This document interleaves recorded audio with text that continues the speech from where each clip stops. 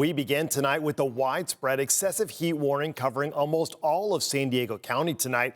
They spread from the North County all the way down to the South Bay. Good evening and thanks for joining us tonight. I'm Steve Price in for Kirsten.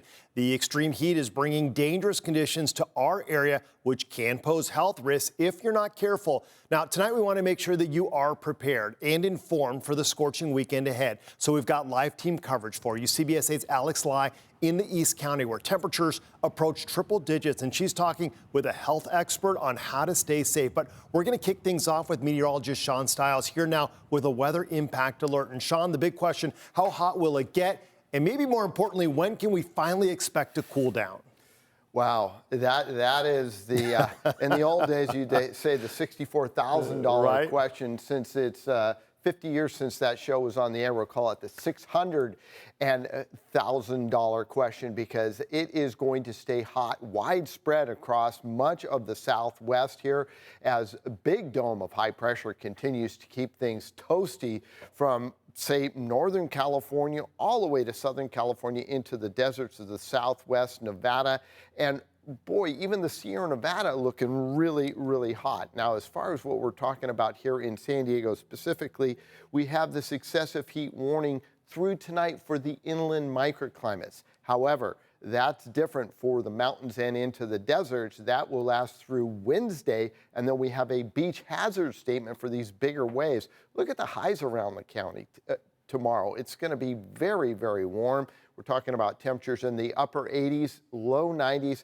However, as you can see, it does cool off just a little bit. The coastline is where you want to be. If you can make it down there, keep in mind, lifeguards are very busy, so check in with them because waves are elevated. The impact will last through tomorrow for the inland microclimates, and then we see slightly, and I say slightly, cooler temperatures as we get into Monday and Tuesday. Steve? All right, the July fry is here, and a popular place to beat the heat today, the beach. Take a look at Mission Beach earlier today. Man, it was packed.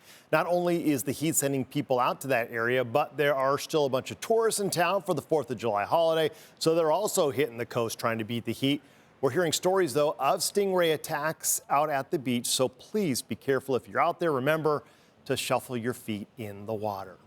And with the heat wave comes a warning for hikers. Heat stroke and heat exhaustion, they are serious concerns.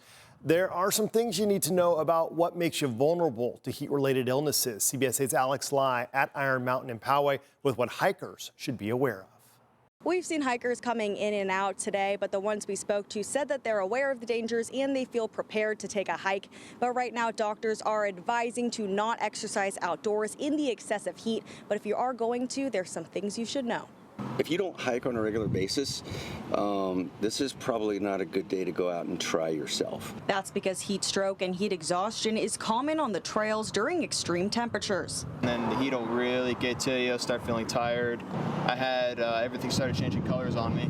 Something Dr. Asha Devereaux with Sharp Coronado Hospital says she sees often.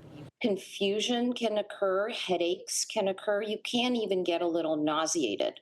She says pets, children, and the elderly are most vulnerable to heat-related illnesses because they can't always express they're thirsty, confused, or in pain.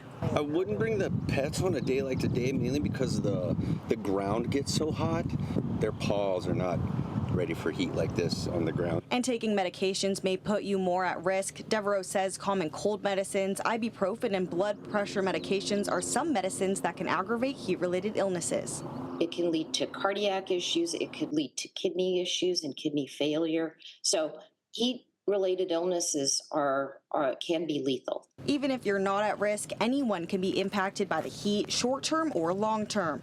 One of the biggest risk factors following heat-related illness is damage to your muscles and damage to the kidneys. And if you are heading out, make sure you feel comfortable and feel prepared.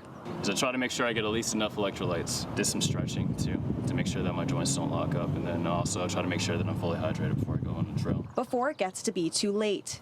If you see a person who is ready to pass out, you try to cool them off as quickly as possible.